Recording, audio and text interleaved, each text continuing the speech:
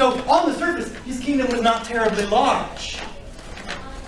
But Rubezahl's kingdom was not only on top of the earth, it in fact went all the way down to the center of the earth and encompassed everything that was there. Unlimited supplies of gold and jewels and riches beyond anyone's imagination. And Rubezahl had immense power. He could be and become anything he wished. He could control the weather. For millennia untold, he lived there alone in the Reisenberg, ruling his kingdom, ruling over the stags and the does and the wild boar.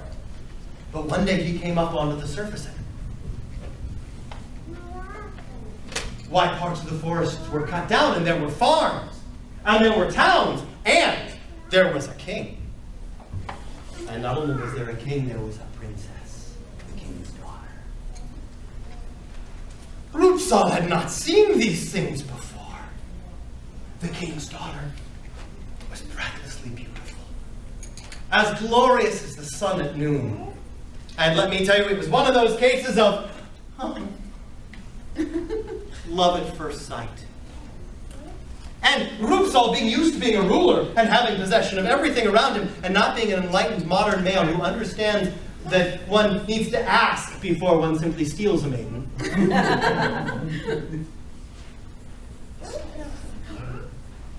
He grabbed her in a storm cloud and carried her away to the top of the Reisenberg to his castle.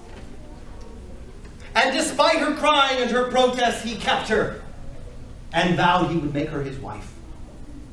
Now, he was not entirely heartless.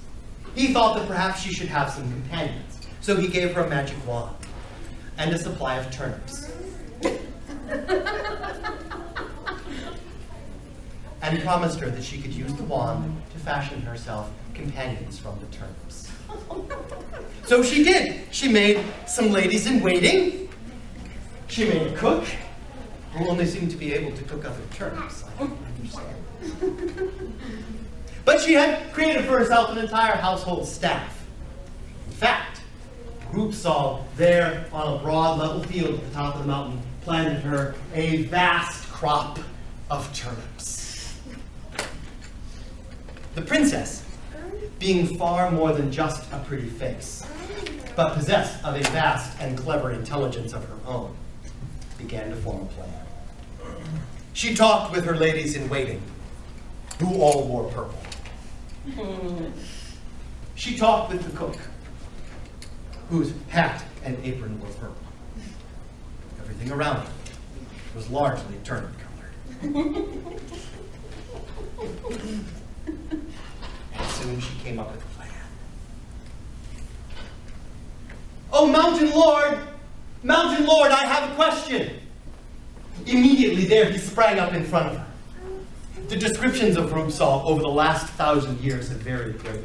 One of his earliest descriptions is in an illuminated manuscript from the 1400s, where he has goat's hooves and a long tail and horns. Whether that's the form he appeared to her or not in, I don't know. I should imagine he tried to do something less frightening. She said, "Oh, Mountain Lord, after thinking it over, I do think it would probably be a good idea if we were married. I'm sure you'd be a fine husband. I want to make sure that we have plenty of wedding guests, and Cook really needs a good count of RSVPs for the wedding. Would you mind going out and counting all of the turnips in the field so that I know how many wedding guests to prepare for I intend to turn them all into wedding guests?" The Mountain Lord, eager to please his new bride and fascinated that she had accepted, rushed out to count. It didn't take him long. He is magical. But he wanted to make sure he had the count exactly right so the cook would know how much chicken to prepare. So he counted again and found that he had gone quickly and it wasn't quite accurate. So he counted a third time and a fourth time, and all the while that he was counting, why?